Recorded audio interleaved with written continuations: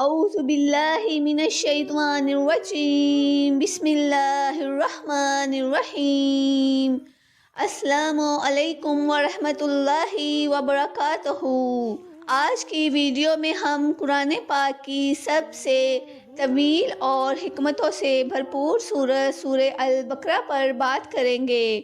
یہ سورت نہ صرف ایمان، عبادات اور معاملات زندگی کے کئی پہلوؤں پر روشنی ڈالتی ہے، بلکہ اس میں اللہ تعالیٰ کی ہدایت، بنی اسرائیل کی تاریخ اور حق و باطل کی کشمکش کے کئی اہم اسباق بھی شامل ہیں۔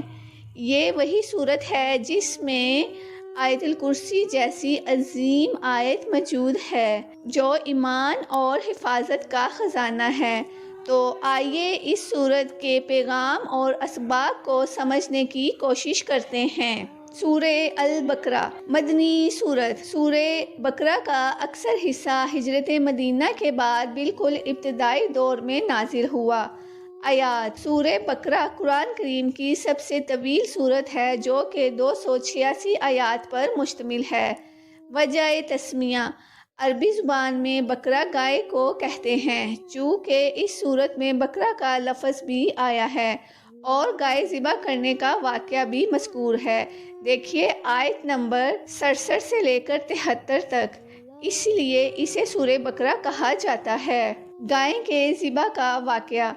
بنی اسرائیل کے ایک مالدار شخص کو اس کے بھتیجے نے مال و وراثت ہتھیانے کی غرض سے قتل کر دیا، پھر رات کی تاریکی میں لغزش اٹھا کر کسی دوسرے کے دروازے پر ڈال دی اور اس پر قتل کا دعویٰ کر دیا۔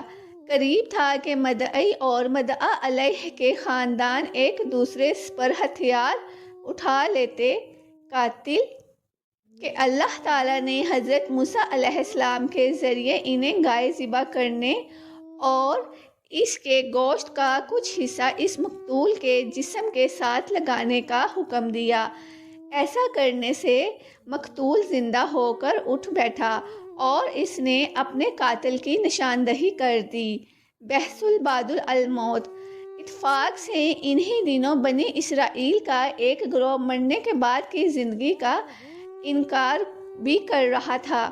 مقتول کے زندہ ہونے سے نہ صرف یہ کہ قاتل کی نشاندہی ہو گئی بلکہ بحث بعد الموت پر ایک حجت بھی قائم ہو گئی۔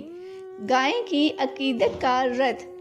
اس کے علاوہ مصریوں کے ساتھ طویل عرصہ تک رہنے کی وجہ سے بنی اسرائیل کے دل میں گائے کی جو عقیدت اور محبت رچ بس گئی تھی، گائے ذبح کرنے کا حکم دے کر اس کی تردید اور توہین بھی کر دی گئی۔ گائے ذبح کرنے کے حکم کی حکمتیں۔ اللہ تعالیٰ کے اس حکم کی 3 حکمتیں تھیں: قاتل کی نشاندہی، عقیدہ بحث بعد الموت پر حجت، گائے کی محبت اور عقیدت کی تردید۔ اس واقعے کے علاوہ پہلے پارے میں جو اہم مضامین بیان ہوئے ہیں وہ درج ذیل ہیں۔ دائمی علمی معجزہ۔ اس سورت کی ابتدا رسول اللہ صلی اللہ علیہ وآلہ وسلم کے دائمی معجزہ قرآن کریم کے ذکر سے ہوئی ہے۔ یوں تو آپ صلی اللہ علیہ وآلہ وسلم کو متعدد حسی اور مادی معجزات بھی عطا کیے گئے ہیں، لیکن قرآن پاک آپ صلی اللہ علیہ وآلہ وسلم کا سب سے بڑا معجزہ علمی تھا۔ حروف مقطعات کی حکمت۔ اس سورت کی ابتدائی حروف مقطعات میں سے الف لام میم کے ساتھ ہوئی۔ ابتدا کا یہ انداز عربوں کے لیے غیر مانوس تھا۔ اس انداز نے ان کی توجہات اپنی طرف مبذول کر لی اور وہ توجہ سے بات سننے پر مجبور ہو گئے۔ قرآن کریم کی جن سورتوں کا آغاز حروف مقطعات سے ہوا ہے، وہاں قرآن کریم کی عظمت و صداقت اور اعجاز و حقانیت کا بھی تذکرہ ہوا ہے، جس کی وجہ سے علماء کی ایک بڑی جماعت کی رائے یہ ہے کہ یہ حروف لا کر حقیقت میں قرآن کو انسانی کاوش قرار دینے والوں کو چیلنج کیا گیا ہے کہ اگر واقعی قرآن محمد صلی اللہ علیہ وآلہ وسلم کا خود ساختہ کلام ہے، تو تم بھی ان حروف سے جنہیں تم شب و روز استعمال کرتے ہو ایسا ہی کلام بنا لو۔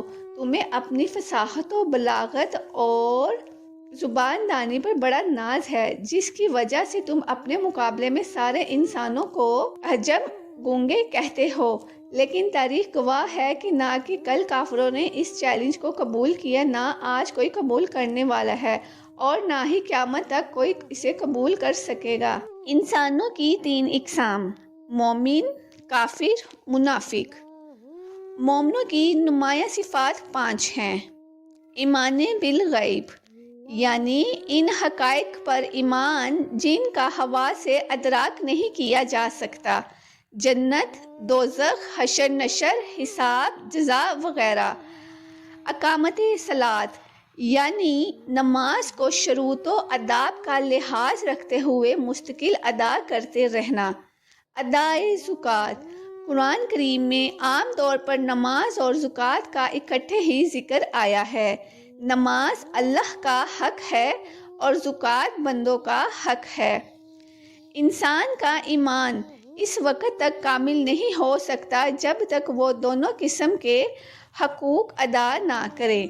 آسمانی کتابوں پر ایمان، ان تمام آسمانی کتابوں پر ایمان جو مختلف زمانوں میں انبیاء رسول پر نازل کی گئیں۔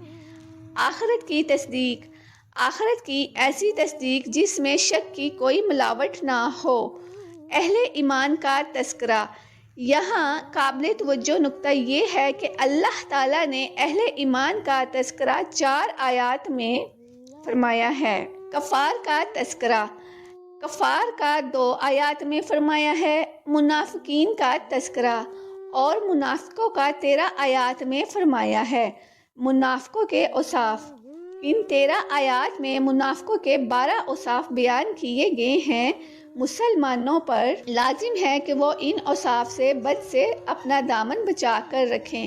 یہ اوصاف اور علامات درج ذیل ہیں: جھوٹ، دھوکہ، عدم شعور، قلبی بیماریاں، حسد، تکبر، حرص وغیرہ، مکر و فریب، سفاہت، احکام الہی کا استہزاء، زمین میں فتنہ اور فساد، جہالت، ضلالت، تذبذب، اہل ایمان کا تمسخر۔ آدم ابلیس کا قصہ، حضرت آدم اور حضرت حوا علیہ السلام کا قصہ جو ابلیس لعین کے ساتھ پیش آیا، حقیقت میں یہ ساری انسانیت اور اس دنیا کی ابتدا سے انتہا تک کا قصہ ہے۔ یہ قصہ حق اور باطل، خیر اور شر کے درمیان دائمی کشمکش کی نشاندہی کرتا ہے۔ آدم کی خلافت، یہ قصہ حضرت آدم علیہ السلام کی عظمت شان بتاتا ہے۔ انہیں عرضی اور خلافت عطا کی گئی، ایسے علم سے نوازا گیا جو فرشتوں کے پاس نہیں تھا۔ ملائکہ کو ان کے سامنے سجدہ ریز ہونے کا حکم دیا گیا۔ منصب و خلافت پر فائز ہونے کی وجہ سے بنو آدم اس امر کے پابند ہیں کہ وہ زمین پر اللہ کے حکموں کو نافذ کریں اور دنیا کا نظام ویسے چلائیں جیسے کہ اللہ تعالیٰ چاہتا ہے۔ تذکرہ یعود، یوں تو قرآن کریم میں متعدد مقامات پر بنی اسرائیل کا تذکرہ ہے، لیکن ان کے بارے میں سب سے زیادہ تفصیل بحث سورہ بقرہ کرتی ہے۔ پہلا پارہ تقریباً پورا ہی ان کے تذکرے پر مشتمل ہے۔ انعامات خداوندی، اس تذکرہ میں سب سے پہلے تو یہ بتایا گیا ہے کہ اللہ تعالیٰ نے بنی اسرائیل کو بے شمار ظاہری اور باطنی، دینی اور دنیاوی نعمتیں عطا فرمائیں۔ مثلا ان کے اندر کثرت سے انبیاء علیہ السلام پیدا فرمائے، انہیں دنیا کی خوشحالی عطا کی، عقیدہ توحید اور ایمان کی نعمت سے سرفراز فرمایا، فرعون کے مظالم سے نجات دی۔ انہوں نے حضرت موسیٰ علیہ السلام کی قیادت میں مصر سے ہجرت کی اور فرعون نے ان کا عقاب کیا تو سمندر میں ان کے لیے راستے بنا دیے۔ ان پر ظلم و ستم ڈھانے والے کو ان کی نظر کے سامنے بیمہ لاؤ لشکر غرقاب کر دیا۔ صحرائے سینا میں وہ بے سر و سامانی کے عالم میں تھے۔ ان کے کھانے کے لیے من و سلوہ آسمان سے اتارا گیا، سایہ کے لیے ٹھنڈے بادلوں کا انتظام کیا گیا اور پینے کے لیے پانی کی تلاش ہوئی تو پتھر سے 12 چشمے جاری فرما دیے۔ کفران نعمت۔ اس کے بعد بتایا گیا ہے کہ انہوں نے ان نعمتوں کا شکر ادا نہ کیا اور بتدریج کفران نعمت کی بیماری میں مبتلا ہو گئے۔ چنانچہ انہوں نے حق کو چھپایا، خاتم النبیین صلی اللہ علیہ وآلہ وسلم کی نبوت کا انکار کیا، بچڑے کو معبود بنا لیا، دشت سینا میں بے صبری اور حرص و طمع کا مظاہرہ کیا، ارہا شہر میں متکبرانہ انداز میں داخل ہوئے جبکہ انہیں عاجزی کے ساتھ داخل ہونے کا حکم دیا گیا تھا، انبیاء علیہ السلام کو ناحق قتل کیا، بار بار اہلی کے مرتکب ہوئے، ان کے دل سخت ہو گئے تھے، انہوں نے کلام اللہ میں لفظی اور معنوی تعریف کی، شریعت کے بعض احکام پر وہ ایمان لائے اور بعض کا انکار کرتے رہے، وہ بغض اور حسد کی بیماری میں مبتلا ہو گئے، انہیں مادی اور زندگی سے مقابلے کی حد تک محبت تھی،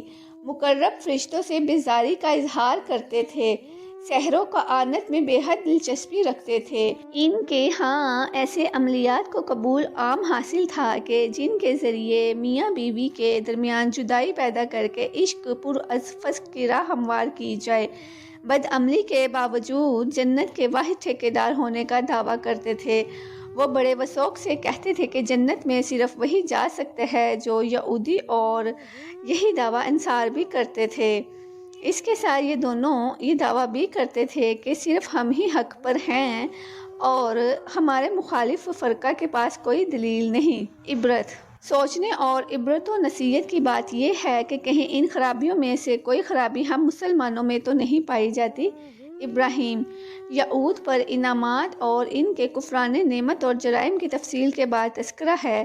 حضرت ابراہیم علیہ السلام کا جن کی عظمت شان کو یعود اور نصارہ دونوں تسلیم کرتے تھے اور فخریہ طور پر ان کی طرف اپنی نسبت کرتے تھے، اگر وہ اپنے دعوے میں سچے ہوتے تو ہمارے آقا صلی اللہ علیہ وآلہ وسلم کی اتباع ضرور کرتے، کیونکہ آپ صلی اللہ علیہ وآلہ وسلم حضرت ابراہیم خلیل اللہ علیہ السلام کی دعاؤں ہی کا ثمر تھے۔ آزمائشوں پر ثابت قدمی۔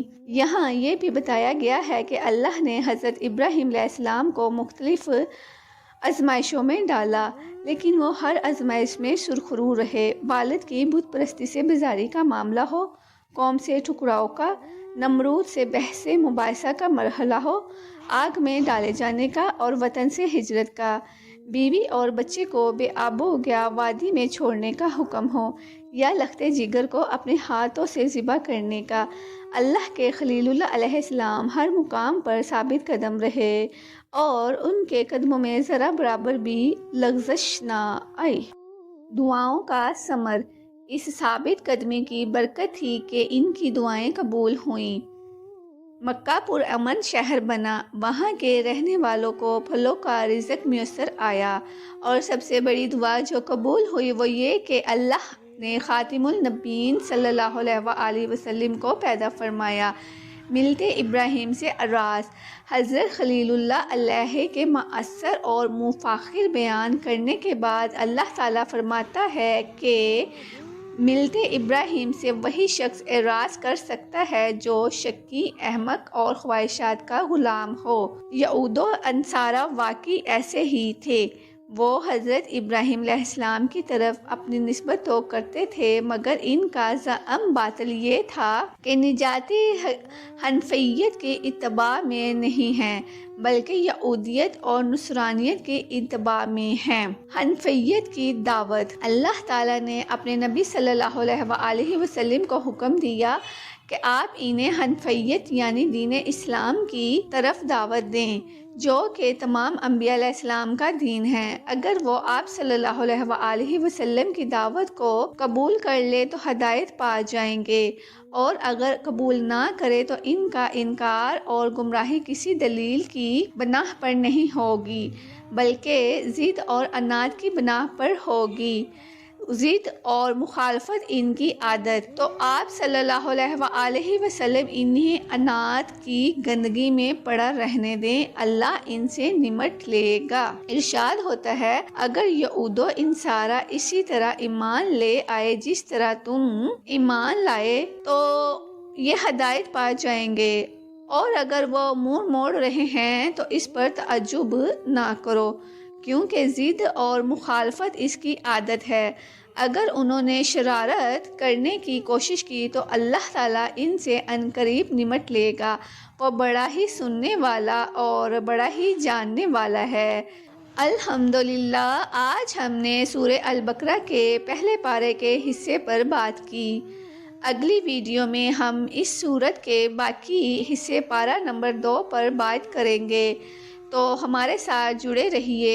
چینل کو سبسکرائب کریں اور فیس بک پیج کو فالو کریں تاکہ آپ کو ہماری اگلی آنے والی ویڈیو بروقت مل سکے۔ اللہ ہمیں قرآن کو سمجھنے اور اس پر عمل کرنے کی توفیق عطا فرمائے۔ آمین ثم آمین یا رب العالمین۔ صلی اللہ علیہ وآلہ وسلم۔